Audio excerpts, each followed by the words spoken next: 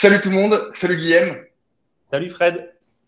bienvenue dans cette nouvelle vidéo. Donc, je fais rarement des vidéos ces derniers temps, mais Guillaume a sorti, Guillaume ou c'est Guilhem, pardon, excuse-moi. Ouais, ça s'écrit Euh, Guilhem, c'est Guilhem, pas de souci. Guilhem a sorti une formation sur un sujet qui intéresse la plupart des SEO qui sont un peu attentifs à ce qui se passe sur Twitter, à savoir Discover. Et donc, j'ai pensé que c'était intéressant de l'accueillir pour qu'il nous parle un petit peu un peu de tout ça et démystifier finalement ces screenshots de porcs que vous pouvez voir sur Twitter avec plusieurs millions de trafic comme ça gratuit. Et donc, voilà, je pense que ça va être très intéressant d'avoir un petit peu, de creuser un peu le bonhomme. Donc, Mhm. Guilhem, avant même d'attaquer cette interview, puisque finalement, il me semble qu'on te voit pas trop sur YouTube pour le moment, en tout cas. Est-ce que tu peux te présenter rapidement ton petit parcours, etc. Qu'est-ce qui Ouais. t'a amené à faire du Discover? Bah, merci beaucoup Fred pour l'invitation. Je suis très très heureux d'être sur ta chaîne. Effectivement, je suis plutôt de nature assez discrète. J'ai fait quelques interventions chez Romain Pirotte notamment sur sa Oui. chaîne YouTube il y a quelques temps de ça. Quelques petites interventions ponctuelles mais qui remontent à quelques temps maintenant au SEO Camp de Nantes ou de Paris. Mais je suis plutôt d'un naturel discret. J'ai un peu changé ça là justement pour communiquer autour de Discover. Je me suis dit en fait, est-ce que j'utiliserai pas mon compte Twitter pour changer? Est-ce que je commencerai pas à balancer un peu des tips, savoir un peu comment ça réagit aussi? Est-ce que ça intéresse les gens? Mais voilà, je suis plutôt effectivement d'un naturel voilà, timide et discret, donc ça explique un petit peu pourquoi on me voit pas trop habituellement, tout simplement. Ouais. Alors, tu soulignes, on va souligner quelque chose. En règle générale, les gens discrets, ce sont les gens qui font beaucoup. Et donc, c'est plutôt bien. C'est une bonne chose. Et ton parcours, alors du coup, tu as quand même été SEO avant de faire du Discover. Tu as eu un parcours Ouais, assez tout à tendu. fait. Donc, effectivement, moi, je suis dans le SEO depuis un petit peu depuis 10 ans maintenant. Ouais. 10 ans, je suis passé par la case agence. Donc, en fait, j'ai travaillé au tout début en tant que stagiaire web marketing avec un peu la casquette, tu vois, réseaux sociaux, campagne AdWords et tout ça. Et en fait, le responsable SEO est parti. Donc, j'ai été un peu propulsé stagiaire responsable SEO. Ce qui était peut-être un peu trop d'ailleurs dès le début, mais en tout cas, c'est comme ça que j'ai appris à fond sur le SEO, en faisant des erreurs aussi. Typiquement, je me souviens de ma première refonte de site, je connaissais pas les 301, donc du coup, Ouais. je me suis rendu compte de ça au moment où la mise en ligne était OK. Les positions qui se pètent la gueule, et là, je me dis, mais en fait, j'ai oublié un gros truc, c'est les 301, quoi. Personne ne l'avait appris, tu vois. Donc, j'ai appris un peu comme ça, sur le tas. Suite à ça, j'ai aussi travaillé dans une autre agence. Donc, en fait, j'ai fait 4 ans d'agence, 5 ans d'agence, quelque chose comme ça. Donc, avec des clients, voilà, du consulting, du conseil, tout ça. Donc, hyper formateur. Et en parallèle de ça, j'ai commencé à créer mes petits sites. Mes tout premiers sites, c'était même pas des MFA, c'était des petits sites pour adultes, on va dire. Donc, pas mal pour se faire la main sur, sans mauvais jeu de mots, pour se faire la main sur les techniques SEO. Donc, tout ce qui va être, voilà, j'avais fait un petit spinner en PHP, je me souviens. J'avais fait, je faisais déjà un peu de traduction. Je traduisais en fait des récits érotiques en anglais. Je les traduisais en français Ouais. pour, tu Ouais. vois, avoir du contenu. J'avais pas envie de rédiger sur ce genre Mhm. de choses, quoi. Donc voilà, déjà un peu le côté Black Hat, en tout cas, aller un peu au-delà de ce que tu peux faire pour les clients et du coup faire des tests à ce niveau-là. Puis sont venus ensuite les MFA qui ont commencé à bien marcher. Moi, je me concentrais sur les niches qui étaient à 10% sur Amazon, à 10% de commission sur le programme partenaire Amazon. Donc, tu vois, typiquement, j'avais un site sur les chaussures lumineuses. Donc, tu sais, les petites chaussures avec des LED pour les enfants, tout ça. Donc, c'était dans la catégorie chaussures, enfin vêtements, donc 10%. J'avais les pyjamas licornes aussi, où c'était pareil, c'était 10%. Donc, tu vois, des Ouais. trucs à la con, en fait, mais du coup, c'est plus intéressant que des niches, des fois, voilà, high-tech ou quoi, où en fait, tu avais 3% de com, quoi. Donc j'ai commencé par faire ça. Et puis, au bout d'un moment, j'ai quitté l'agence où j'étais parce que je commençais à me dire, il y a un vrai truc à faire, ça m'intéresse bien de faire du SEO, de l'édition de site, en fait. Et du coup, je me suis lancé là-dedans, quoi, en full time. Et Ok. ça fait plus de 5 ans maintenant. 5 ans maintenant que je suis là-dedans. Ok. Et qu'est-ce qui t'a donné finalement, tu vois, jusqu'à présent, on est sur un profil relativement classique de SEO qui fait de la file, de l'édition de site web, etc. Qu'est-ce Ouais. qui t'a finalement, à quel moment, tu vois, t'as switché vers Discover?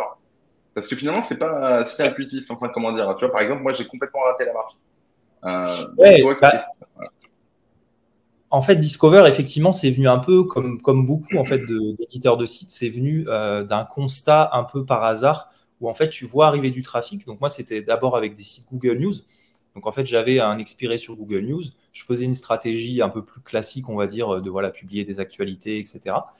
Et un matin, je regarde mon téléphone avec Analytics, un petit réflexe du matin, et je vois, mais il y a plus de 100 personnes sur un article sur FIFA, sur le jeu vidéo FIFA. Et je me dis, mais ça en live, il était genre 7 heures du matin. Ils sont au taquet, les fans de FIFA quand même, tu vois. Genre, ça me paraît beaucoup, même si tu ranks sur FIFA, en fait, tu n'as pas ce volume de recherche-là à cette heure-là, en fait, comme ça, tu vois.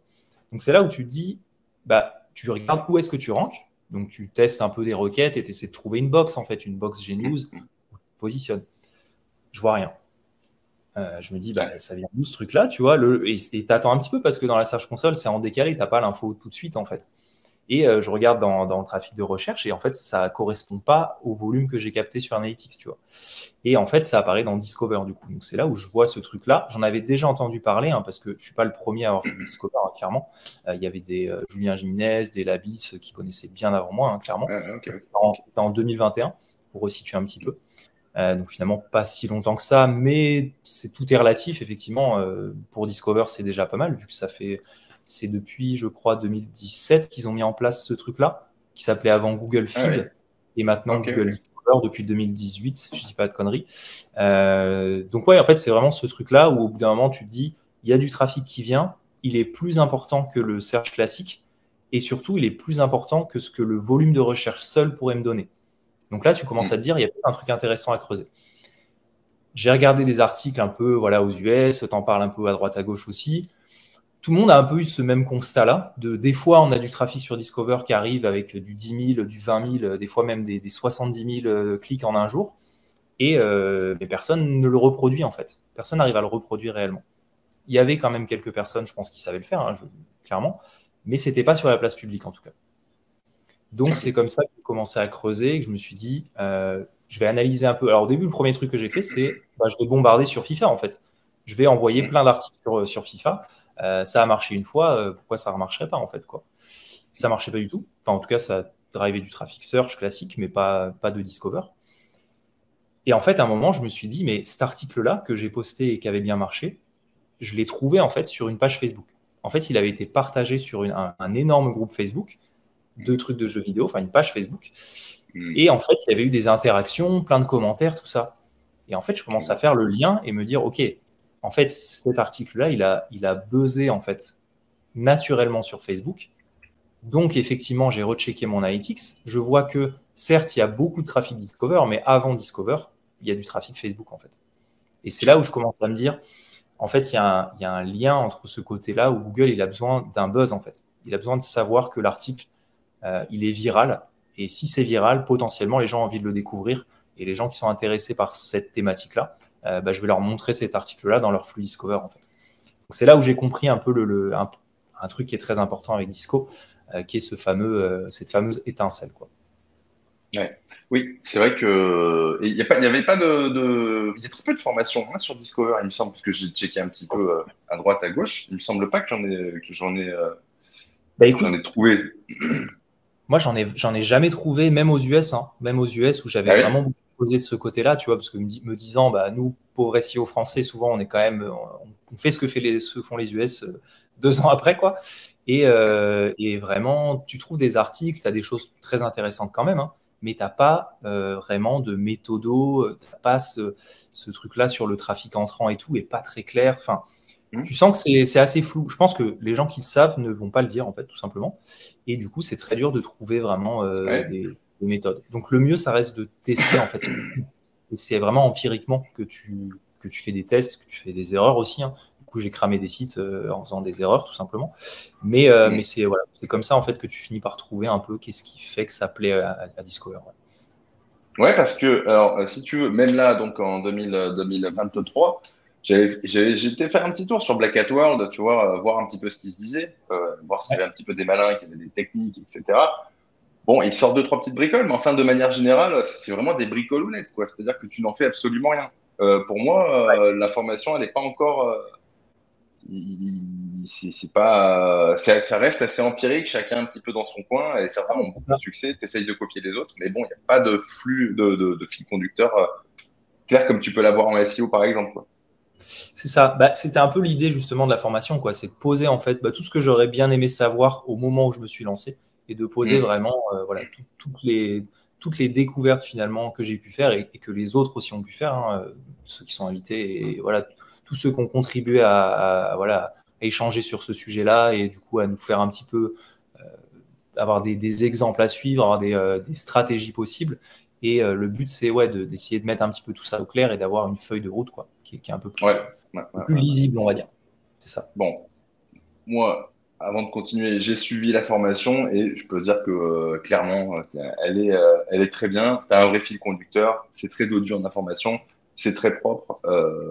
Donc voilà, c'est vraiment ce qu'on attend d'une formation là sur quelque chose un petit peu nouveau comme ça. Euh, Très bien. Franchement, voilà, j'ai pas grand-chose à dire. Voilà. On repart, on a les clés, on a compris ce que c'était que Discover et on a compris comment le déclencher. Est-ce que C'est le tu but. peux nous faire un petit peu, alors, juste parce que, en fait, comme je te dis, moi, j'ai raté la marche Discover. Et genre, Ouais, jusqu'à il y a 6 mois, je savais, en fait, on me parlait de Discover, enfin, je me disais, qu'est-ce que c'est que ça? Tu vois, je pense, ouais, j'avais presque ouais. du mépris pour ce truc, tu vois. Je me disais, bon, c'est fait pour faire un petit coup, un petit braquage, c'est temporaire, c'est de la merdasse, c'est du bricolage. Ouais. Mais fondamentalement, est-ce que tu peux nous dire exactement en quoi ça consiste? Il y a plein de gens qui ne savent pas, même pas ce que c'est que Discover dans la pratique, hein. Donc, est-ce que tu peux Ouais, nous non, bien expliquer pourquoi il y a autant de trafic, pourquoi ça donne des pics comme sûr. ça? En fait, effectivement, Discover, j'avais un peu la même approche au début, hein. Je me disais, qu'est-ce que c'est que ce truc c'est du trafic de temps en temps, donc en fait, on s'en fout. On va pas. Nous, ce qu'on veut, c'est de la régularité. En fait, on veut pas un truc où ça fait 100 000 et puis plus rien le lendemain. Donc, pareil, au début, je m'y intéressais pas pour ces raisons-là. En fait, Discover, c'est tout simplement le fameux flux d'articles qui va être proposé par Google et qui vont être personnalisés en fonction des centres d'intérêt de l'internaute. Donc, en fait, c'est un petit peu comme un réseau social, sauf qu'il n'y a pas besoin de se créer un compte. C'est directement relié à son compte Google. Donc en fait, on a tous un compte Discover sans même le savoir. Et ce qui est intéressant, c'est que Google, ils ont fait un forcing de fou parce qu'en fait, ils l'ont mis en page d'accueil. Ouais. Pardon, ils l'ont mis en page d'accueil de Google sur mobile et ils l'ont mis aussi sur leur téléphone en fait directement. Par exemple, moi j'ai un Google Pixel qui est fait par Google et en fait, tu as juste à swipe à gauche et tu arrives sur Discover directement.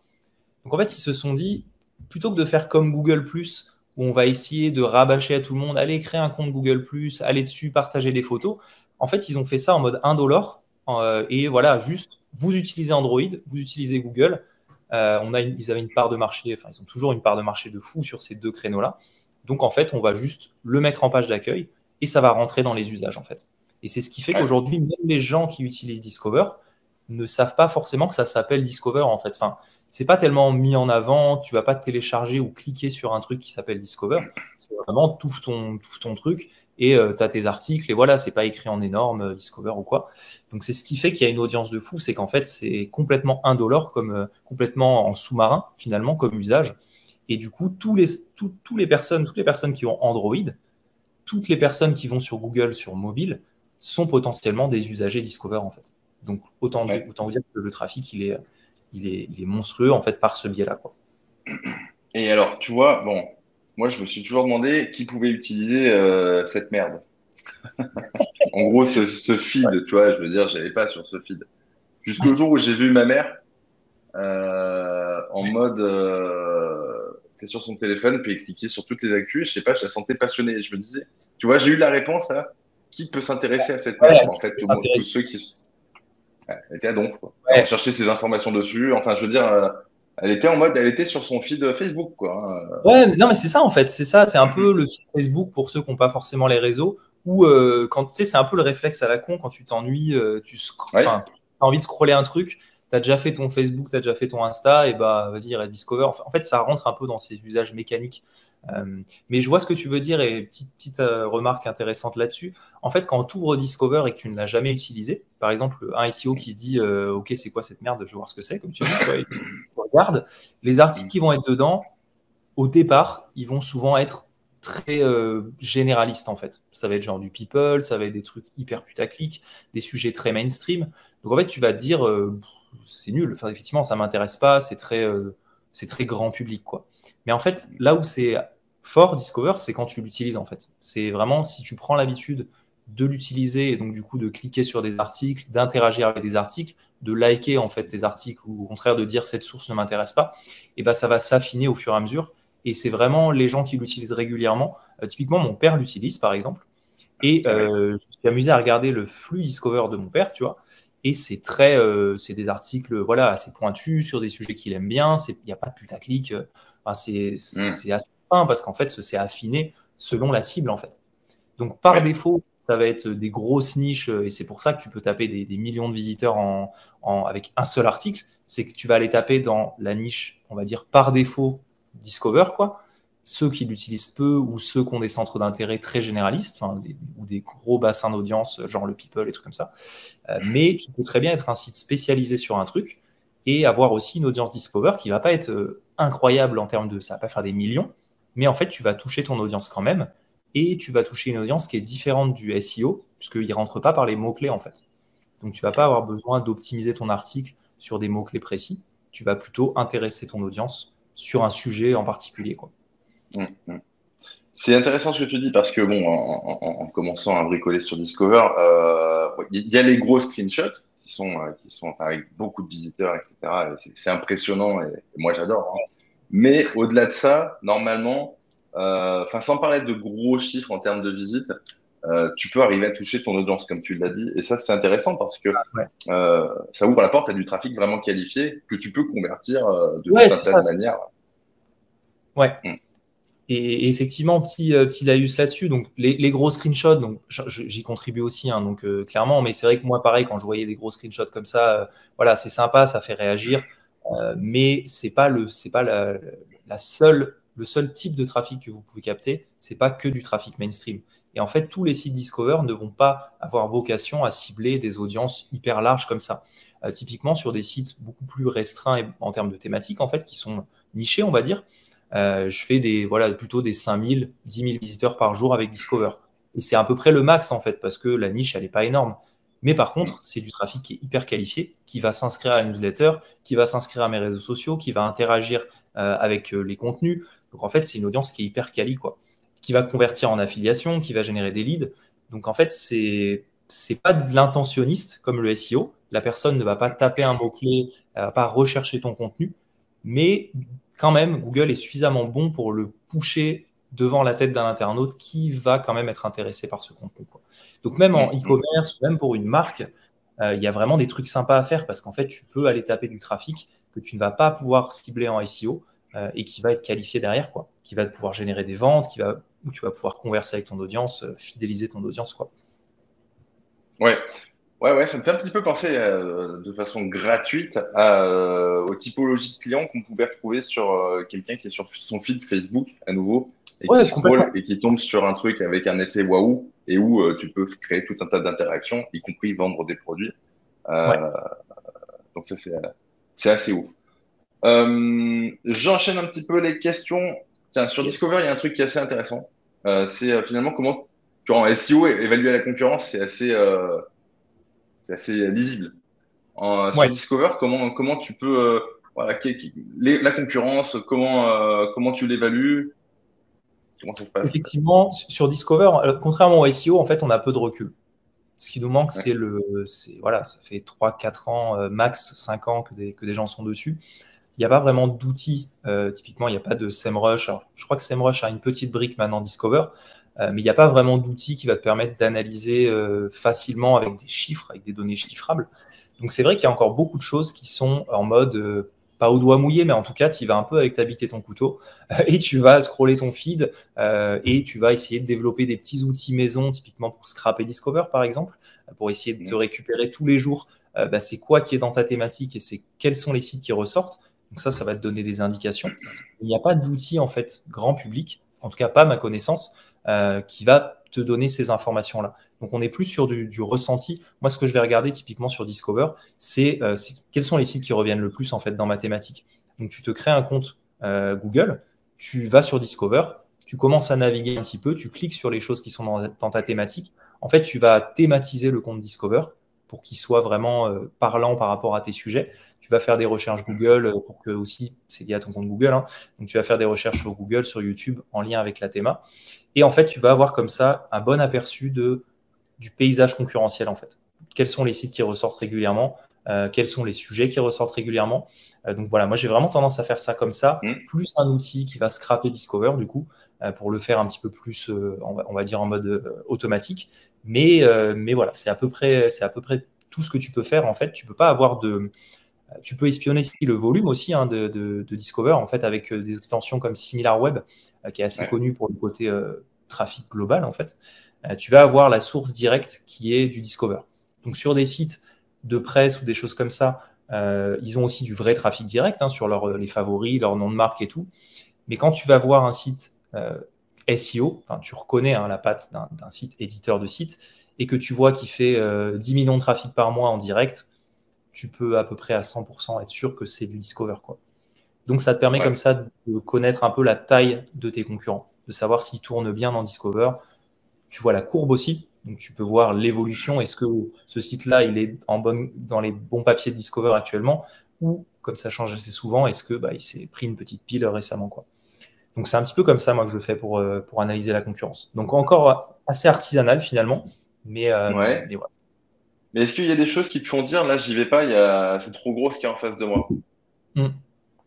Ouais, je vais me dire en fait, si par exemple il y a que des médias en face de moi, si c'est que des Ouais. sites de presse, genre voilà, je sais pas, Ouest France, Figaro, ce genre de choses, du coup c'est des sujets où tu vas quand même avoir du mal toi avec, avoir la légitimité suffisante pour apparaître sur ces thématiques-là. Je vais aussi regarder la profondeur de contenu qu'ont mes concurrents. Donc en fait, si tu repères une thématique, par exemple, je sais pas, tu te dis, je vais aller sur le jardinage, par exemple, sur la plantation de tomates. Tu vois que en face, tu as par exemple, au féminin, Le Monde, enfin jardinage.le Monde, des trucs comme ça, même des sous-domaines de presse, qui ont une profondeur de contenu qui est énorme, avec un maillage hyper développé, où ça fait des années qu'ils publient des articles dedans. En fait, si mon site est assez récent, qui rank pas trop en SEO sur ce sujet, qu'il n'a pas vraiment une légitimité en fait aux yeux de Google, je vais me dire, ouais, c'est peut-être chaud, quoi.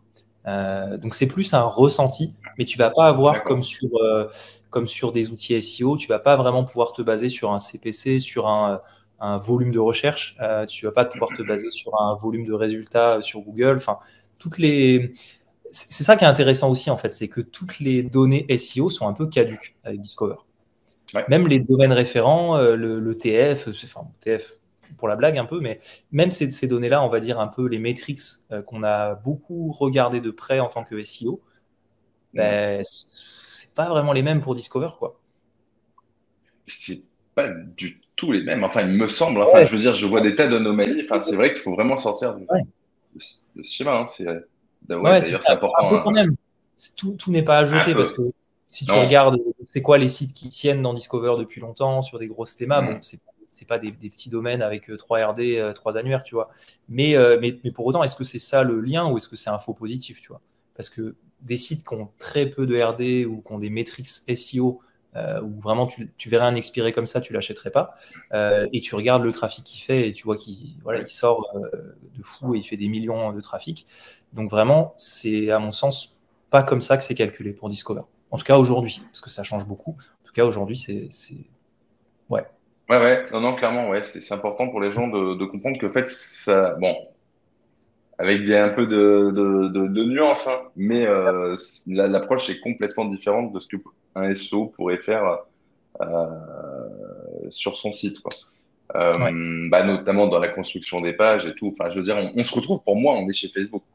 C'est-à-dire, Ah, mais voilà. clairement, le parallèle avec les réseaux sociaux, enfin, tu as complètement raison. Et ce que j'ai dit à un moment, c'est pour moi, l'algorithme de Discover, il est plus proche de l'algorithme de TikTok que de Oui, l'algorithme de Google Search, en fait. Parce qu'il va se baser sur le comportement de l'internaute plus que sur des critères, genre je vais analyser les mots-clés de la page, tout ça. Même pour la petite anecdote, hein, j'ai déjà fait sortir un article plutôt dans Discover qui n'avait pas de contenu. C'est-à-dire qu'il n'y avait pas de contenu texte. En fait, mm, mon rédacteur avait oublié, il y avait une erreur et du coup, il n'y avait pas de contenu texte. Et l'article a fait, je crois, 100 000 visites dans Discover. Pourtant, ouais, il n'y avait pas de mots-clés, il n'y avait pas de contenu, il n'y avait pas de gras, il n'y avait rien. Alors, c'est pas pour autant que le contenu, ça sert à rien. Pour moi, il est important pour l'internaute et pour les signaux que Google va analyser. Mais c'est pas une logique de scan comme ça du contenu, d'analyse des mots-clés, tout ça, quoi. Mais ouais, un peu Ouais. comme Facebook et tout. Enfin, TikTok, il n'y a pas de backlinks, il va pas analyser les mots-clés, il va analyser l'engagement principalement, en fait. Ouais, clairement. C'est un espèce de réseau social. Et d'ailleurs, bon, depuis que je m'amuse un petit peu à faire du Discover, honnêtement, j'axe uniquement sur le putaclic, entre guillemets, tu vois. Mais et ça marche très bien. Au zéro petit SEO. Enfin, après, quand tu parles d'un sujet, logiquement, ton article il est thématisé malgré tout, mais c'est pas Ouais, c'est nécessaire. deux choses différentes. Positionner, enfin, sortir dans Discover et ranker sur Google, c'est deux compétences différentes, même, j'ai envie de dire, en Ouais, fait. ouais. Ah, complètement, complètement. T'as mille fois raison. Et donc, quelqu'un qui a aujourd'hui a un site, bon, moi, mon audience est essentiellement portée sur le e-commerce, même si elle a un petit peu extrapolé les compétences et le champ des possibles au fur et à mesure. Mais en gros, quelqu'un qui a un site, là, aujourd'hui, où il est légitime dans sa niche, normalement, contredis-moi hein, si je dis de la merde, mais on va dire, il va avoir un avantage. Il va avoir un avantage sur sa thématique pour pouvoir popper dans Discover. Enfin, en tout cas, faciliter son chemin s'il est thématisé, s'il a déjà une audience. Ça devrait. Ouais, Ouais, c'est ça. ouais, C'est ça, ça, en fait. Ouais, complètement. On a un petit peu de ping, désolé, du coup, je sais pas si tu as oui, fini oui. ta phrase. Non, non, j'ai fini. Vas-y. Ok. J'allais dire, ouais, en fait, un site qui a déjà une audience, comme tu le dis, bah, du coup, Google, il a déjà de quoi le juger, en fait. Donc, il sait potentiellement qu'il est pertinent sur cette audience-là. Pour mieux comprendre ce principe d'audience, il suffit de regarder les audiences qu'on peut cibler sur Ads, en fait, sur Google Ouais, AdWords. Typiquement, voilà, Google, il a une cartographie des audiences. Il sait exactement, il estime plutôt quels sont les centres d'intérêt des gens, mais il les connaît assez bien avec ses recherches et tout ça. Et en fait, il les utilise aussi pour Discover. Il les utilise pour Ads et pour Discover.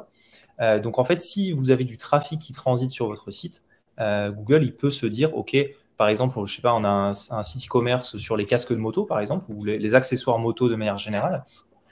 Et bien, il y a de fortes chances que le trafic que vous avez, qui est SEO, ou même qui est avec AdWords hein, d'ailleurs, qui n'est pas forcément SEO, ou qui a des réseaux sociaux, ou peu importe, ben, en fait, Google, il le voit, ce trafic. Il sait qu'il est flagué avec le centre d'intérêt moto, avec le centre d'intérêt véhicule, loisirs de plein air, etc. Donc, en fait, demain, si vous voulez aller taper ces clusters-là dans Discover, eh bien, Google, il sait déjà que vous avez une pertinence, une légitimité là-dessus, au-delà de vos domaines référents et tout ça, en fait. Et c'est ça qui va être intéressant. C'est l'engagement naturel de votre site sur cette audience-là, en fait. Ouais. Donc, ouais, tu as bien ouais. résumé. Ouais. Ben, et pour, tu vois, être un peu le cobaye en ce moment, franchement, ouais, j'ai un site, je lui ai mis un article, petit push, un peu de poudre magique, il est sorti direct. Hein. Enfin, Ouais, quand vous avez des sites un peu légitimes, franchement, enfin, légitimes c'est et qui ça. sont là depuis un moment, ça fonctionne très bien. Mais, du coup, j'en viens à l'une des questions que beaucoup de gens se posent quand ils se sont intéressés à Discover. On y a Ouais. déjà un petit peu répondu, mais c'est pas grave. Par rapport au domaine expiré, finalement, du coup, comment tu fais ta sélection? Puisqu'on a dit que les domaines référents, oui mais non, le trust flow, oui mais non. Donc, quels vont être Complètement. toi tes critères? Ben, justement, en fait, sur les domaines référents, je vais plutôt regarder les domaines qui avaient vraiment du trafic, qui avaient vraiment une audience, en fait. Parce que comme on l'a vu, le but, c'est d'avoir ce fameux flag d'audience et potentiellement bon pour cette audience. Je ne vais pas regarder les domaines référents, je ne vais pas regarder ouais, le TF, les trucs comme ça. Bon, ça, je les regardais déjà plus entre nous. Mais je vais plutôt me dire, sur Ahref, par exemple, ou SEMrush, peu importe, est-ce qu'il y avait du trafic avant? Est-ce qu'il y avait du trafic? Est-ce que potentiellement il y avait des commentaires sur les articles, si c'était un blog par exemple? Est-ce que c'était un site éditorial? Donc typiquement, Discover, c'est quand même de l'édito. C'est on publie régulièrement du contenu, tout ça. Donc en fait, si c'était un site, je sais pas, un site d'une asso avec 3 pages et ça bougeait jamais, bah en fait, d'un coup te mettre en site édito, tu n'es pas flagué comme un site édito. Je sais pas si c'est très clair, mais je vais plutôt préférer un blog, un magazine qui Ouais. avait du coup du trafic et les backlinks, en fait, je m'en fiche un petit peu, quoi. Ou éventuellement, ce que je vais regarder dans les backlinks, c'est s'il y a des backlinks qui sont cliqués. S'il y a des backlinks sur des forums, par exemple, qui ont du vrai trafic, en fait, qui sont encore actifs et Mm. potentiellement que je vais pouvoir remonter une page et je vais pouvoir répondre à cette requête-là. Enfin, typiquement sur un forum, je vais remonter une page qui répond à la question qui est mentionné. Ça va faire aussi en fait, du trafic entrant qui va arriver dès que je vais remonter mon expiré potentiellement. Donc, c'est ce genre de choses-là que je vais essayer de faire. Et après aussi, au-delà de la sélection de l'expiré, c'est la manière dans l'approche pour le travailler où je vais vraiment essayer de lui faire prendre du trafic, mais bon, comme certains SEO peuvent faire, mais du trafic thématique, du coup, qui colle avec l'audience qu'il avait avant, idéalement, pour en fait tout simplement avoir ce côté engagement en fait de l'audience, quoi, et avoir cette légitimité en fait. Ok. Et du coup, racheter des expirés qui peut-être avaient un compte Facebook, un compte Twitter, un compte Twitch, j'en ai trouvé un il n'y a pas très longtemps. Dit, mais oui. Ouais, non, tout à fait. Si tu as une audience, si tu as une communauté derrière, c'est encore mieux, parce que tu peux, avec des petites astuces de Margoulin, tu peux récupérer en fait le mail. Si typiquement on a, je sais pas, tu prends un domaine, voilà, c'est associationmoto.com par exemple, je dis n'importe quoi. Eh bien, en fait, il y a des chances des fois qu'il y ait un domaine mail qui a été créé avec, donc contact@associationmoto.com. Et en fait, toi, en récupérant le domaine expiré, eh bien, tu peux très bien recréer le webmail aussi et du coup avoir accès au mail. Alors attention au niveau, je pense qu'au niveau légalité, c'est pas ouf ce genre de pratique. C'est pas ouf. Donc, mais effectivement, ça existe. Ouais. Mais ça existe, voilà. Et pour les réseaux sociaux, effectivement, c'est une des portes d'entrée que vous avez pour récupérer les réseaux sociaux. Là encore, méfiez-vous quand même niveau. Ne faites pas du parasitage de marque. Enfin, typiquement, si c'est une boîte qui existe encore ou une asso qui existe encore, qui a juste oublié de faire sa 301, tout ça. Bon, ça, c'est votre éthique. C'est vraiment à chacun de décider. Mais moi, je ne vais pas sur ces terrains-là, sur ces domaines-là. Mais si c'est quelque chose qui a fermé définitivement, bon, j'estime que des fois, il n'y a pas tellement de parasitage et ça. C'est à vous de voir après. Ouais, bien sûr. C'est le libre arbitre de chacun. Mais en tout cas, on a compris que tout ce qui était réseaux sociaux et périphérie, c'était super important. Je prends mes petites questions petit à petit. Comme je te l'ai dit, mon audience, à la base, était assez orientée e-commerce. Et donc, est-ce que c'est compatible avec l'e-commerce? Alors moi, de ma propre expérience, je pense qu'il y a des super opportunités, du coup. Voilà. Est-ce que toi, tu as pu avoir un petit peu des choses dans le e-commerce ou même peut-être dans l'affiliation, mais orienté e-commerce? Est-ce que tu fais ce genre de choses? Donc, alors, affiliation, oui, j'ai testé, clairement. C'est complètement compatible. En fait, il faut juste l'adapter à l'audience, en fait. Faut partir du principe que c'est comme une pub Facebook. On va axer vraiment sur le bénéfice produit et on va pas être en mode les meilleurs aspirateurs 2023, enfin voilà, le classique SEO, on va dire. On va plutôt faire un contenu qui va jouer sur, soit sur le côté promo, sur un prix exclusif ou ce genre de choses. Ça marche assez bien dans Discover. Soit le côté, 3 manières de nettoyer votre maison en un clin d'œil, sans faire de bruit. Enfin, bref, un truc copyrighté, en fait. C'est plus proche du copywriting, du coup. Et en fait, là, on va glisser des liens d'affiliation et ça va convertir pour peu que le produit soit compatible avec une audience Discover, évidemment. Donc, on ne va pas vendre un tracteur tondeuse, un truc ultra cher parce que la personne est sur mobile, donc il faut qu'elle puisse convertir aux toilettes. Quoi. Donc forcément, voilà. Mais ouais, ce type de produit-là, ça marche très très bien. Et sur le côté e-commerce, donc moi, j'ai pas beaucoup de e-commerce. J'ai un petit peu testé, mais c'est pas du tout mon credo, on va dire. Mais je sais que c'est possible puisqu'en fait, il y a beaucoup de blogs de e-commerce qui ressortent dans Discover. Donc à partir du moment où, avec un article, on va faire comme si on faisait de l'affiliation, mais on va renvoyer vers ces produits, c'est pareil en fait. Le mécanisme est le même. Donc encore une fois, ça va dépendre des produits. Il faut que ce soit des produits. Des petits produits, des choses qu'on va pouvoir acheter facilement, déclencher facilement une conversion sur mobile. Mais très clairement, il y a des super coups à jouer là-dessus. Et j'irai même un peu plus loin. Il y a depuis peu, en fait, des fiches produits qui remontent dans Discover. Donc, en fait, pour moi, Discover, demain, ce qu'il a envie de faire, c'est push du shopping aussi, quoi. C'est se dire, c'était Yacine que j'ai interviewé qui disait ça et je trouvais ça hyper juste. C'est de la recherche prédictive, en fait. C'est tu parles de acheter un appartement, tu déménages, tu veux acheter un lave-vaisselle ou un truc. Bon, lave-vaisselle, c'est pas le meilleur exemple parce que c'est un peu gros, c'est un peu cher, mais vous voyez l'idée. Et donc, du coup, il va proposer une fiche produit qui correspond à un besoin qu'il a identifié chez la personne. Et derrière, en fait, c'est pas que de l'éditorial au sens blog. Aujourd'hui, c'est encore beaucoup le cas, mais je pense que demain, ça va évoluer vers ça, quoi. Ouais, clairement, tu vois, parfaite transition vers sur l'avenir de Discover. Moi, je pense que Bah, tiens, je laisse la question ouverte avant de donner mon avis. Mais voilà, pour toi, qu'est-ce que voilà, Discover, on en est là. Bon, qu'est-ce que tu vois, comment tu vois les choses pour l'avenir? Comment les choses vont évoluer? Ouais. Alors, je prends ma boule de cristal, mais c'est assez dur, hein, évidemment, comme toujours avec Google, de répondre à ces questions-là. C'est vraiment mon avis, et c'est pas du tout. Voilà, on n'est pas sûr de ça. Ce qu'il faut comprendre, c'est que Discover, ça change beaucoup. Effectivement, c'est un des trucs qui est chiant avec Discover, hein. C'est qu'en fait, on a, comme les core updates sur le search classique, on a des mises à jour algorithmiques qui ne disent pas leur nom et qui arrivent tous les un mois, 2 mois, plus ou moins grosses. Donc, on sent que Google, il teste plein de choses.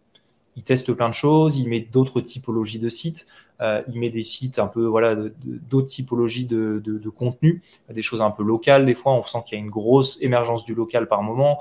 Donc, on sent qu'il teste des trucs. Mais à mon sens, Google, il est très content d'avoir créé Discover, puisque avec l'arrivée des IA, c'est, à mon sens, une chance de salut pour lui, en fait. Parce que s'il n'avait pas ça, à mon sens, le search, il va aller de toute façon que en diminuant.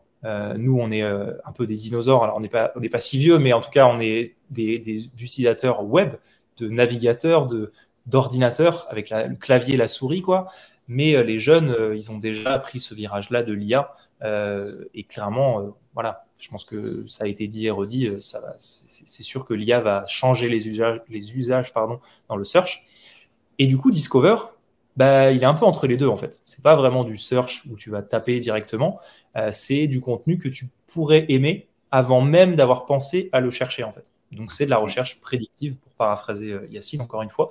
Mais je trouve que c'est une très bonne façon de résumer ça.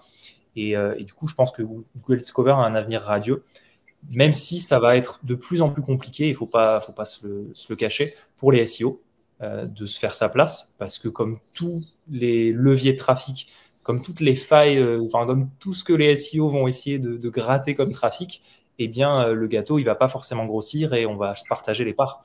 Donc, va falloir mieux travailler, plus efficacement. Voilà. Oui. Mais c'est comme Moi, toujours, comme travailler. quel levier, quoi. Enfin, ça change pas. Je pense que si on ouvre un peu ces chakras, il y a beaucoup d'opportunités auxquelles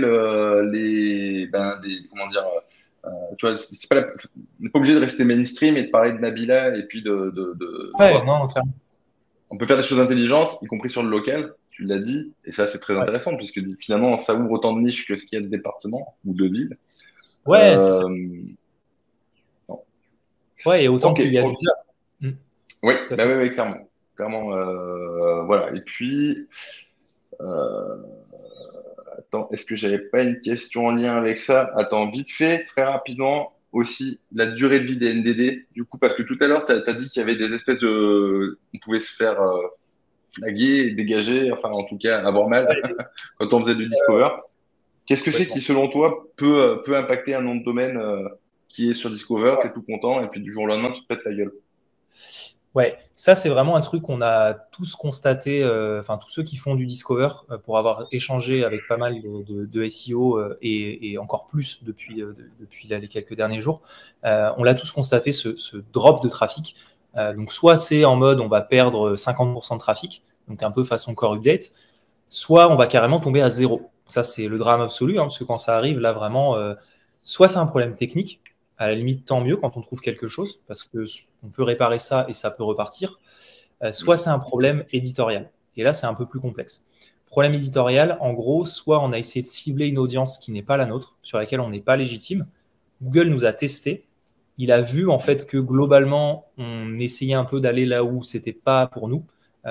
Et du coup, il va avoir tendance à nous pénaliser. C'est pas une pénalité manuelle, c'est vraiment un filtrage algorithmique. Et du coup, dans ces cas-là, c'est plus chaud de repartir parce qu'en fait, on a fait une erreur, il nous tape dessus. Et les seuls moyens de vraiment redorer son blason là-dessus, pour moi, c'est de surtout pas paniquer et d'essayer de faire plus d'articles, voilà, de balancer plus de trafic. Tout ça, ça en général, ça ne fait qu'accélérer le truc. Donc le mieux, c'est au contraire de se dire, OK, c'est pas un problème technique, enfin si c'est pas ça en tout cas, je vais attendre un peu, je vais faire une audience qui est plus petite, je vais laisser à Google le temps de me tester à nouveau sur cette audience-là, de redorer mon blason en mode je suis pertinent sur cette audience, j'ai des bonnes métriques user, etc. Tant pis pour la gourmandise, entre guillemets. On est un peu à la diète, Ouais. pour ce site en tout cas, d'où l'intérêt d'avoir plusieurs sites qui tournent. Et ce qui est bien quand même avec Discover, contrairement au Core Update où c'est quand même assez chaud, je sais qu'avec la Medic Update par exemple, pour faire repartir un site santé, j'ai rarement vu ça ou vraiment sur un coup de bol. Avec Discover, on peut repartir 6 mois, 7 mois, 1 an après, bon, des fois moins aussi, mais on peut repartir après, on peut avoir une vraie seconde chance. Donc ça, c'est plutôt cool parce que voilà, un site peut très bien renaître de ses cendres. Si on ne répète pas les mêmes erreurs et qu'on essaie de faire ça clean après, ça peut repartir, quoi. Donc ouais, j'aurais tendance à dire ces deux choses-là. Essayer de rester sur un segment d'audience logique. C'est ça, qui est cohérent, ouais. Qui est Okay. cohérent. Et alors, après, ouais, petite précision quand même, hein. Il y a aussi le facteur inconnu. Enfin, faut pas raconter des salades, hein. On connaît pas tout les algorithmes. Enfin, on connaît pas l'algorithme de Discover de la même manière qu'un SEO ne connaît pas l'algorithme de Google Search. Donc, il y a encore des trucs des fois où tu as beau tout checker, tout est ouvert, tu as l'impression que tu n'as rien fait de mal. Donc, dans ce cas, c'est peut-être un changement au niveau de ton audience. C'est peut-être un changement au niveau de Google lui-même, en fait, hein, un paramètre qui fait que tu es plus pertinent. Voilà. Donc, il faut en avoir conscience. Faut essayer d'analyser, mais des fois, il faut aussi se dire, voilà, je ne maîtrise pas tout, quoi. Ouais, ok. Par curiosité, parce que ça va intéresser nos auditeurs, du coup, tu conseillerais d'avoir combien tu vois, une bonne pratique, enfin, par rapport aux gens voilà, avec qui tu discutes, combien les gens ont de sites à peu près, voilà, tu vois, avec lesquels ils jonglent sur Discover? Ouais, c'est une bonne question. En général, il ne faut pas jongler avec trop de sites non plus, parce qu'en fait, Discover, c'est du contenu quotidien. C'est de la publication tous les jours. Donc déjà, en termes de gestion, c'est quand même assez soutenu. Quand on a à force, en fait, on a une orga qui commence à se dessiner, on essaie de voir les process qu'on peut automatiser, sous-traiter, très important, sous-traiter le maximum. Donc en fait, on peut gérer jusqu'à 10, 20 sites en même temps. Mais de manière générale, et c'est le cas aussi pour moi, j'ai rarement 10 sites qui cartonnent en même temps. Parce qu'en fait, on n'a pas l'énergie suffisante ou la finesse nécessaire pour avoir les bons sujets, bien chouchouter un site. Donc en général, je vais plutôt avoir 5 sites, 6 sites qui tournent en même temps. Voilà, je suis déjà allé jusqu'à 10, mais en fait, je me rends compte qu'il y a un peu un palier où au bout d'un moment, tu perds en qualité. Et du coup, voilà, donc une dizaine de sites, je dirais que c'est l'idéal. Maintenant, c'est pas du tout un truc à atteindre. Enfin, si tu n'as qu'un site, que c'est ton petit bébé, que tu fais les choses très proprement, ça vaut mieux que d'avoir 10 sites faits au lance-pierre, en fait, hein. Donc, Ouais. voilà. Mais souvent, Ouais. ce que je constate avec les échanges, les différents SEO, c'est rarement plus d'une dizaine, vingtaine, et en général plutôt 3-4. Et voilà. D'accord. Qui tournent en même temps, Ok. en général. D'accord. Ben oui, parce qu'on s'en rend pas compte, mais même avec l'IA, enfin, même avec tous les outils dont on dispose aujourd'hui, bon, malgré tout, le 100% automatisation, alors, peut être presque touché du doigt, mais pas tout à fait. Donc, il y a forcément une Ouais. intervention humaine si on veut faire bien les choses. Euh, du coup, tu vois, un truc une question qui va découler de ça, c'est en gros, voilà, pour un site, full sous-traité avec ou semi-automatisé avec de la sous-traitance, quel budget à prévoir voilà, pour les gens qui veulent se lancer, tu vois, qui voudraient peut-être prendre ta formation, et quel budget derrière ils ont à prévoir pour se lancer dans de bonnes conditions, selon toi? Ouais. Alors, dedans, il y a effectivement le fait d'avoir un domaine quand même. Donc ça va dépendre si on part de rien et qu'on n'a vraiment pas de site du tout. Dans ce cas, il faut quand même prévoir d'acheter un domaine expiré ou alors domaine vierge. Partons de ce principe-là. Dans ce cas, ça va potentiellement être un peu plus long. Il va falloir construire Mhm. une audience avant. La plupart des gens qui ont pris la formation ont déjà des sites. Oui. Donc, en général, ils ont déjà cet acquis-là. Mais partons du principe qu'on n'a pas de site. On va créer un domaine sur une thématique qu'on va identifier en amont. Donc, typiquement, on se fait un petit dashboard où on essaie de lister toutes les thématiques qui nous semblent pertinentes. On espionne un peu dans Discover en se créant un compte Google sur cette théma, en essayant de voir c'est quoi la concurrence, comme on l'a vu tout à l'heure, hein, en mode c'est quoi les sites qui sont présents, c'est quoi les sujets qui sont présents souvent. On va essayer de se dire, je vais cibler cette audience-là. Donc, sur quels mots-clés SEO je peux commencer à ranker? Des mots-clés faciles. On n'est pas là pour faire du bise, on est là pour ranker, Mhm. pour attirer une audience. Donc, sur quels mots-clés faciles je vais pouvoir ranker pour commencer déjà à montrer à Google que sur cette audience-là, je suis pertinent, quoi. Ensuite, on va se dire, je vais créer des articles plutôt optimisés Discover, une fois qu'on a un petit peu de trafic SEO. pour optimiser les articles Discover, on peut très bien se dire, au début c'est ce que je conseille, de faire ça en mode IA, même sans API, avec ChatGPT. Donc en fait, on ne paye rien pour le coup. C'est juste du temps que ça va demander pour créer ces articles-là. Mais on peut le faire en mode gratuit. Ce n'était pas le cas quand moi j'ai commencé dans Discover. Il n'y avait pas encore, enfin il y avait, mais c'était pas très développé. Donc il fallait tout de suite payer un rédacteur qui publie un par jour. Donc c'était minimum 15-20 balles par jour déjà. Donc c'était un budget. Ah oui. Là, si on fait soi-même, si on part de ce principe-là qu'on fait soi-même, on n'a pas nécessairement besoin d'avoir un budget de rédac. On va avoir besoin effectivement d'un petit budget pour stimuler un peu le trafic, que ce soit voilà, si on veut faire des publications sur Facebook, ce genre de choses. Donc ça, j'en parle en détail. Potentiellement, il faut prévoir peut-être voilà, un budget de 5-10 euros par jour, quelque chose comme ça, pour vraiment que ce soit suffisant. Et derrière, avec ça, l'idée, c'est combien de temps est-ce qu'on peut tenir. On peut le faire en mode gratuit aussi, ça en réalité. Si par exemple, vous avez un sujet qui s'y prête, vous allez dans des communautés Facebook, vous allez dans des communautés Discord, et en fait, l'idée, c'est de créer de l'engagement, quoi. Retenez ça, c'est de l'engagement, en fait, tout simplement autour de votre audience. Donc derrière, on peut tout faire en mode bite et couteau, en réalité. C'est ça qui est bien, quoi. Donc je dirais que c'est si on veut en fait y passer le moins de temps possible, et bien là, qu'on veut automatiser, qu'on veut sous-traiter, évidemment, ça va demander un peu de budget, mais pas beaucoup plus que si on veut le faire avec un site éditorial classique, en fait. Et si on a moins de budget, c'est complètement faisable de le faire soi-même avec les outils qu'on a aujourd'hui en plus, et du coup, de pas dépenser, quoi. Donc, il n'y a vraiment pas, à mon sens, un budget à prévoir qui est énorme derrière, pas plus que pour du SEO traditionnel, en tout cas. Enfin, voilà. Ouais, non, clairement. Clairement. Et bon,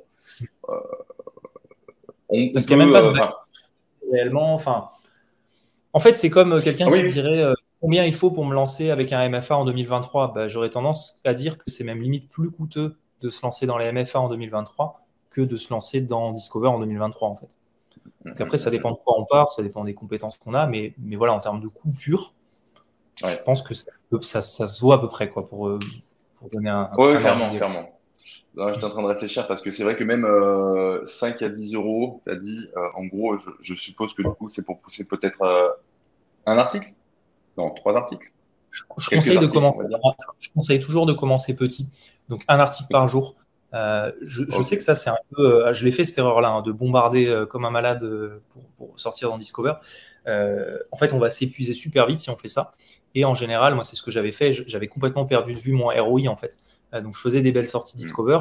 Mais au final, c'était de la rédac. Donc, je balançais. Il y avait de la rédac, il y avait aussi de la trad avec WP Auto. Mais il y avait quand même une grosse partie rédac pour avoir un meilleur contrôle des sujets et des optimisations Discover, en fait. Et du coup, je cramais tout ce que je gagnais, je le cramais en rédaction, quoi. Et en fait, je me suis rendu compte après que, en fait, un article par jour, ça peut largement suffire, en fait. Il n'y a pas besoin de publier comme un malade, en fait.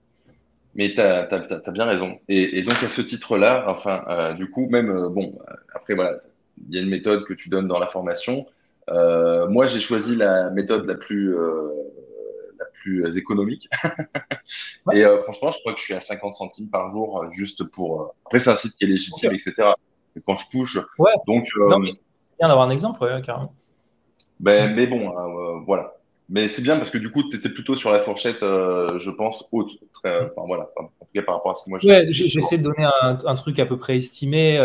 Et en fait, après, ce qu'il faut voir aussi, parce que je comprends le côté combien il faut mettre sur la table, alors que si en plus ils viennent de débourser une formation, après, là, je réponds même si sans parler de ma formation. Je veux dire, quelqu'un qui veut se lancer dans Discover, combien il peut prévoir, entre guillemets. Mais en fait, après, ce qu'il faut se dire, c'est quoi les dépenses et c'est quoi les gains, quoi. Parce que quand même, Discover, quand on réussit, c'est des gains qui sont quand même vraiment pas dégueux. On est très loin d'un MFA ou un MFA, déjà pour qu'il rentre, il faut compter bien 3 mois d'effort. Il va pas générer, c'est compliqué avec un MFA de générer 500 euros par jour, quoi. Alors qu'avec Discover, c'est possible. Je dis pas que tout le monde va faire, mais je veux dire, voilà, le plafond est quand même plus haut. Donc c'est pour ça que pour moi, et c'est pour ça aussi d'ailleurs que j'ai complètement arrêté les MFA personnellement, parce que je pense que c'est limite plus dur de faire des MFA en 2023 et moins rentable que de se lancer dans du trafic, par exemple Discover, quoi. Donc, c'est le calcul là. Clairement. Clairement, c'est encore un peu. Franchement, c'est la fête au village, hein. Discover, tu tapes des chiffres qui sont juste incroyables. Ouais, ouais. Oui, et il y a un côté magique, hein, parce que, bon, avec très peu, tu fais tomber tellement de trafic. Enfin, même moi, hein, du coup, de mon expérience, j'ai été assez surpris, hein, juste sur un article. Je ne pas des scores de ouf, mais je fais entre 1500 et 2000 visites sur un article, juste fait pour du Ouais, mais Discover, poussé. c'est C'est ça, quand magnifique. tu compares avec un site e-commerce, déjà un site e-commerce qui fait 1000 ou 2000 visites organiques par mois, c'est déjà cool. Enfin, ça dépend de ta niche, mais c'est Ouais. déjà potentiellement cool. Ça dépend, voilà, j'ai pas la Hmm. thématique en question. Mais ouais, ouais, même du 1000 par jour, enfin, tu arrives à des 30 000 par mois si tu répètes ça tous les Ah jours. ouais. Bah, c'est C'est génial. royal. Pour 50 centimes, 50 centimes, article. Alors moi, en plus, je vais te dire un truc, hein, je suis pas un bon élève, hein. Article full rédigé GPT, chat GPT. Ouais, ah non, non, mais c'est très bien. Euh, Et taf, si, tu vois, si c'est relu derrière, si tu ne balances pas des fake news, ça dépend de la oui, théma. J'ai tendance, voilà, moi l'IA j'aime beaucoup, mais effectivement sur certains thémas, il faut faire gaffe parce que si ça balance sur hmm, la santé, par exemple sur de la finance, ça va raconter de la merde, hein, oui, très clairement.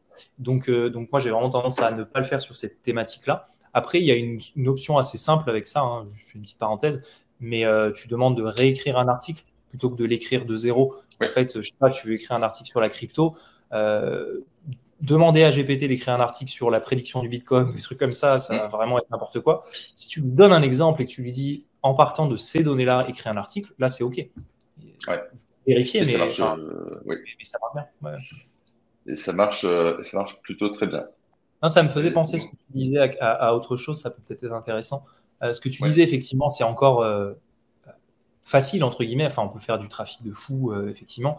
Je pense que c'est un peu ce qu'on vit là avec les MFA au début, ce que beaucoup ouais. pouvaient ressentir avec les expirés au début aussi.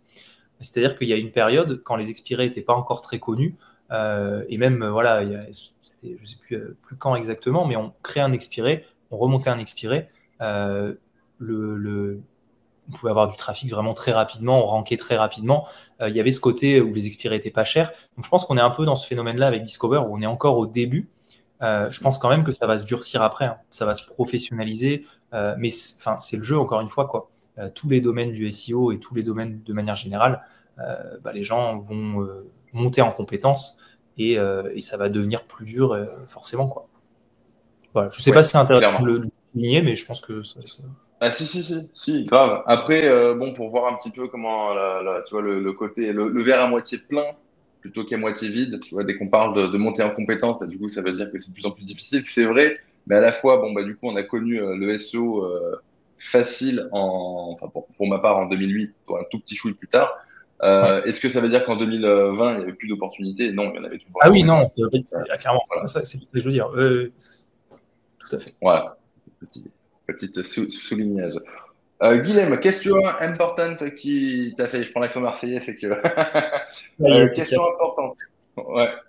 Google, tu vois, il y a un truc, une légende qui revient assez souvent. Google News, est-ce que c'est indispensable pour faire du Discover? Est-ce que c'est un énorme atout?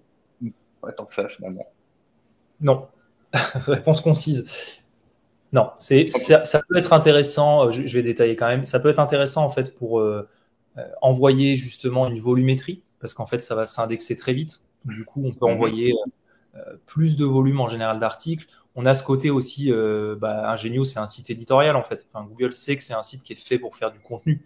Donc du coup, on est déjà, entre guillemets, potentiellement intéressant pour Discover. Ce que ça va aider aussi, c'est à rentrer dans Discover, c'est-à-dire le côté avoir l'onglet dans la Search Console Discover, quoi. Pour Mhm. cette raison-là, en fait, parce qu'on est un site d'actu, donc c'est logique, quoi. Enfin, il y a un parallèle. Maintenant, je pense que c'était plus le cas au début, c'est-à-dire que au démarrage de Discover, Google s'est dit, ben, en fait, c'est des sites d'actu qu'il faut, puisque je veux mettre des contenus d'actu dans le feed Discover et tout ça.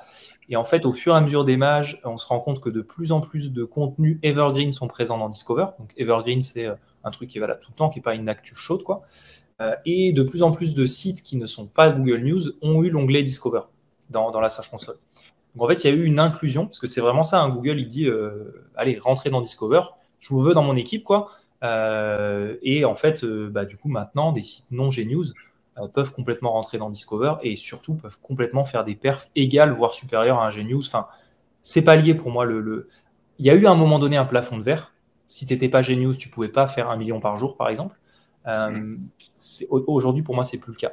J'aurais même tendance, alors je pense que ça, c'est plus mon expérience perso et c'est pas représentatif, hein, je pense, mais j'ai l'impression que mes sites non Genius tiennent mieux que des sites Genius dans Discover. En tout cas, j'ai eu plus de mal à durer dans le temps avec mes sites Genius. Alors, c'est peut-être parce qu'ils sont plus vieux aussi, tout simplement. Donc, du coup, j'ai fait plus de merde dessus aussi, quoi. J'ai testé beaucoup plus de choses. Mais alors que les sites non Genius, ça m'a l'air plus stable, en fait, limite. Je pense que c'est pas représentatif, mais en tout cas, c'est un petit constat que je peux faire. C'est un ressenti intéressant. Et est-ce que pour toi, tu vois, parce que en fait, je pense que, il y a énormément de sites.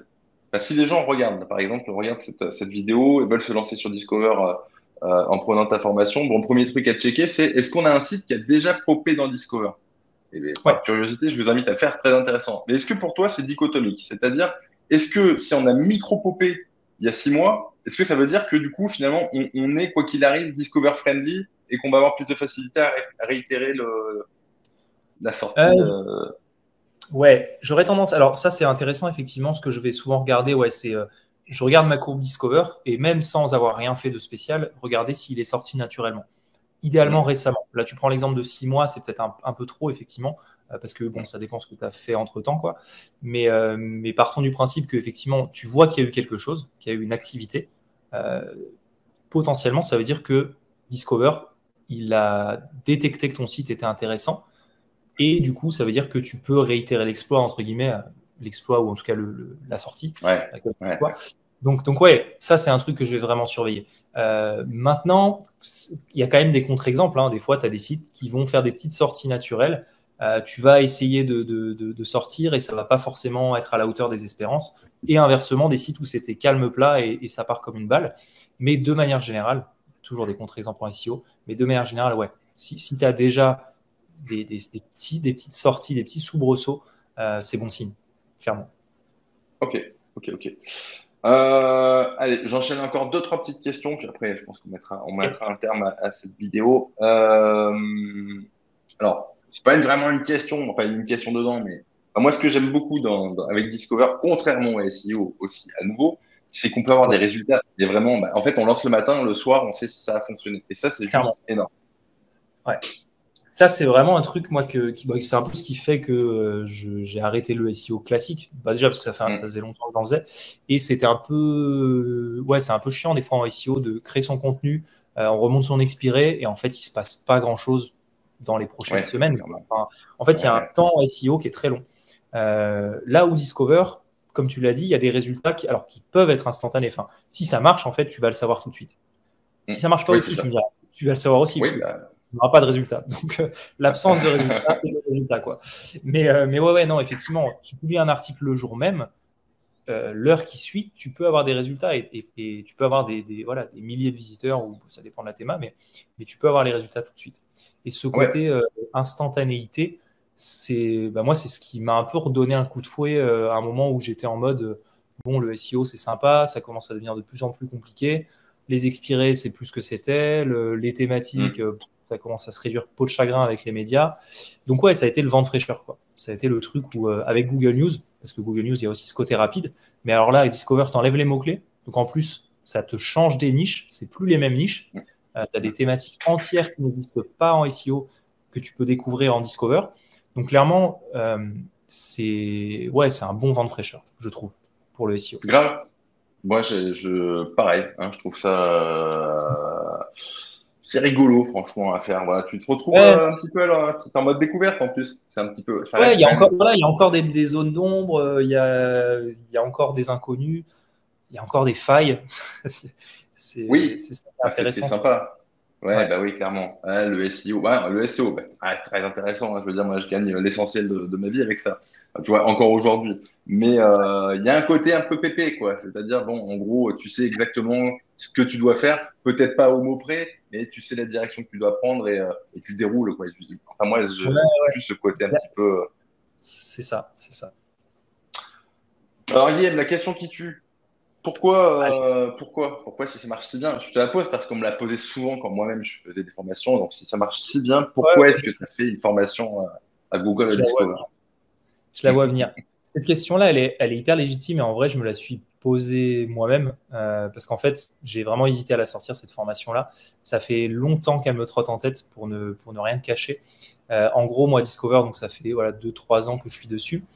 Il n'y a pas de formation. Ça, je l'ai tout de suite remarqué, comme on le disait au début. C'est un peu le vide juridique, quoi. Il y a pas grand monde qui en parle. Il y avait quelques personnes identifiées. On savait qu'ils faisaient du Discover depuis longtemps, tout ça. Mais en fait, il n'y a rien. Donc, tu sais, démerde-toi, en fait. Donc ça, c'est cool. Mais ben, en fait, ça crée un espèce de culte du secret qui est un peu chiant pour progresser aussi, en fait. Parce que même entre personnes qui font du Discover, quand on se parle, ça ressemble à un, tu sais, un jeu de voilà, tu Ah, lâches un truc quoi. Parce que tu ouais, veux je pas te vois. dire, en fait. Donc je comprends complètement ce truc-là et voilà le côté effectivement de pas révéler ses secrets tout ça.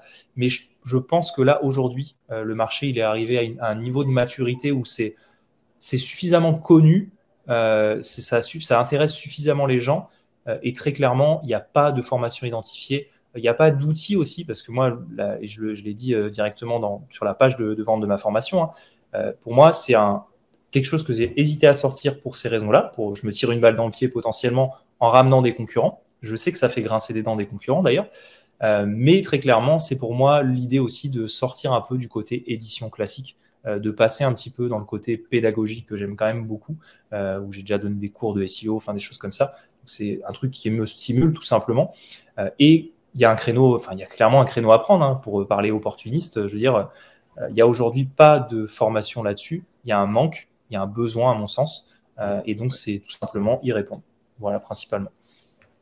Ok, ok. Et puis en plus, à l'intérieur, alors il n'y a pas besoin du tout de base, hein, des outils que tu as développés pour suivre la formation dans de très bonnes conditions, mais en plus, du coup, tu as développé des petits scripts qui facilitent Ouais, la vie.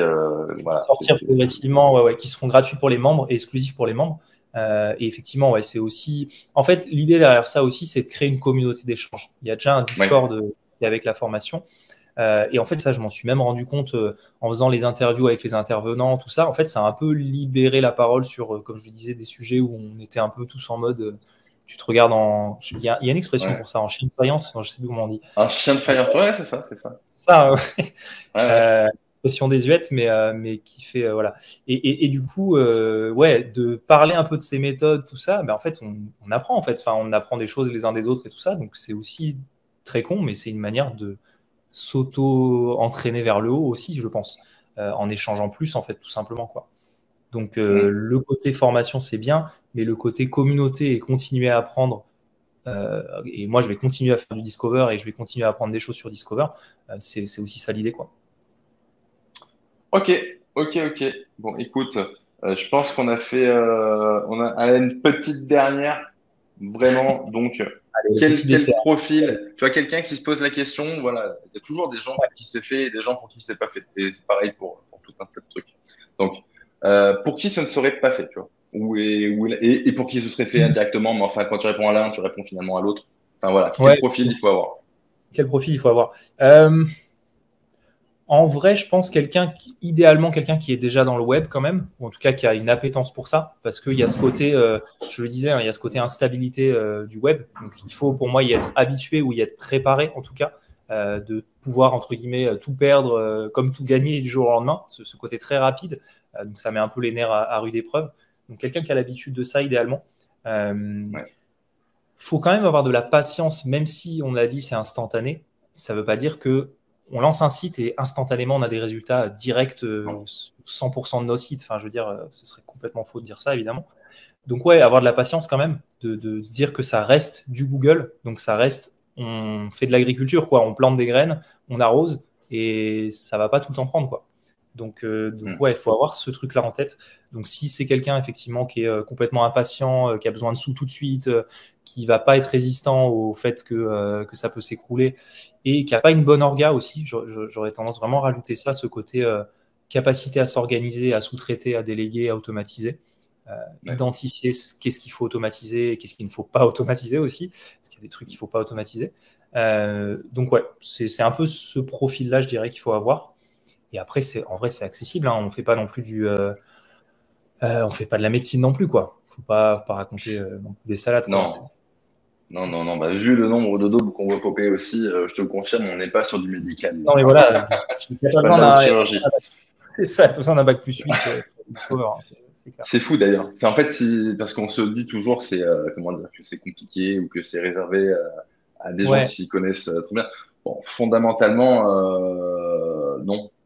C'est beaucoup plus simple que ce qu'on a ouais. l'impression que c'est quand on voit les chiffres à côté. On se dirait jamais qu'un truc aussi, je dirais pas bidon, tu vois, parce que c'est un peu Non, mais mépriser le si, ouais, truc, je vois bien. mais Je vois bien pas ce que tu loin, veux dire, quoi. ouais. Hein. Bah, ça, petite parenthèse là-dessus, mais c'est presque le mal du siècle, je dirais, le côté des influenceuses ou des influenceurs ou quoi peuvent gagner plus qu'un chirurgien bac plus Hmm. 10 qui est quand même un peu plus utile à la Ouais, société. Donc en fait, un peu, ouais.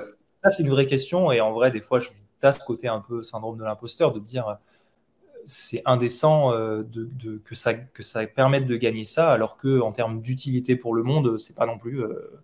Mais bon, ça Non. c'est chacun, c'est ses valeurs, c'est son éthique. Mais C'est, c'est intéressant comme c'est- débat quand Ouais, ouais, grave, grave. Non, non, mais en fait, on est. Je suis pas persuadé qu'on soit très utile à la société. Mais bon, l'idée, même. c'est Voilà. de gagner Et tirer après, son épingle du jeu.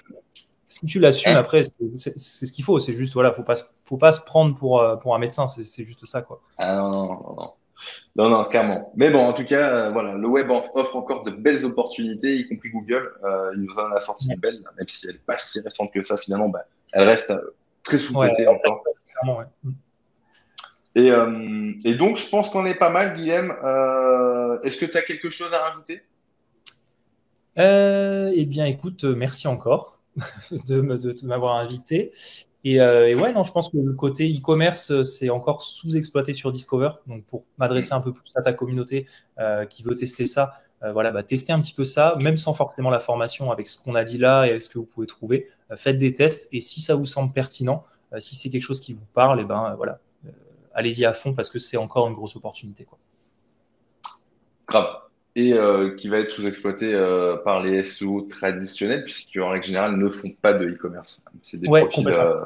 Ouais, ouais, donc l'approche sera pas structurés. la même, effectivement, ouais, Ouais, clairement. clairement. Tu vois, sur Twitter, tous les SEO un peu tradis, typiquement toi, et puis moi dans une certaine mesure, puisque j'ai été plus aussi. Donc eux Ouais, font déjà du discover, enfin pour certains, mais ne touchent absolument pas au e-commerce. Et tu as les autres qui vont plutôt être sur Facebook, qui vont plutôt avoir un profil marketeur entrepreneurial un peu plus traditionnel, qui eux ne savent ouais. même pas ce que c'est que discover. C'est pour ça que c'est important de préciser au début. Ouais, ouais, non, Euh, mais clairement, ouais. Ok, Ok. ok, ok. Guilhem nous a préparé un lien spécifique hein, pour la communauté avec un petit code. Juste, ça arrivera en Mhm. fin de vidéo, mais c'est pas grave parce que de toute façon, hein, on est Ouais, ouais, non, à la bonne franquette. Mais ça, bah, je te laisse annoncer. ouais, c'est ça, je pense qu'on va le laisser 48 heures, effectivement. Et donc, on aura un code promo spécial pour les membres enfin, pour les membres, pour les personnes qui ont suivi la vidéo plutôt. Je pense Ouais, qu'on l'enverra également par mail, c'est pour ça que je disais les membres. Euh, donc voilà, et l'idée, c'est de faire un code promo qui vous permet de descendre le prix sous les 1000 euros, puisque donc le prix alors, il peut paraître assez élevé, hein, je peux comprendre cet argument-là. Moi, il me semble complètement légitime au vu des gains potentiels et du contenu. C'est un autre débat. Mais en tout cas, voilà, là, ça permet de passer sous les 1000 euros. Donc, c'est le moment où jamais, si vous voulez vous lancer, que vous avez voilà, des sites potentiellement où vous voulez tirer profit du trafic Discover, ou si vous voulez tester tout simplement ce type de trafic-là. ok, bon bah les gars, donc traînez pas. Je rajoute un dernier truc, la formation est vraiment bien structurée. Les vidéos sont très courtes, enfin courtes, denses, c'est bien monté. Tu m'as fait plaisir, vraiment. Et c'est pas souvent qu'on peut le dire. C'est pas parce qu'on sait beaucoup de choses qu'on sait forcément les transmettre. Et là pour le coup, toi ta formation est ultra digeste. Même les interviews sont intéressantes et apportent une vraie plus-value. Les mecs en plus ne vendent pas un produit à eux, tu vois. Donc ça c'était super intéressant. Pour une fois Ouais, que ouais, non, quelqu'un a ouais. Ouais. Donc voilà, vraiment, je la recommande sans filtre. Très bonne formation. Et c'est le bon moment pour se lancer là-dessus. Euh, Guilhem, passe une bonne fin d'après-midi en Alors, Australie, du coup. ici, c'est le jour, il est 15h30. 15h30 chez moi. 15h30. Ok, On a bah moi 4 je heures me d'écart, réveille. je crois, avec la Thaïlande. Ouais, Toi, tu te réveilles. c'est Tout à ça. fait. Ouais, mais je me réveille un peu tard. Pas de Allez, souci. Guilhem, passe une bonne Allez, après-midi. À très bientôt. salut Fred, merci encore. Ciao, Ciao, ciao. ciao.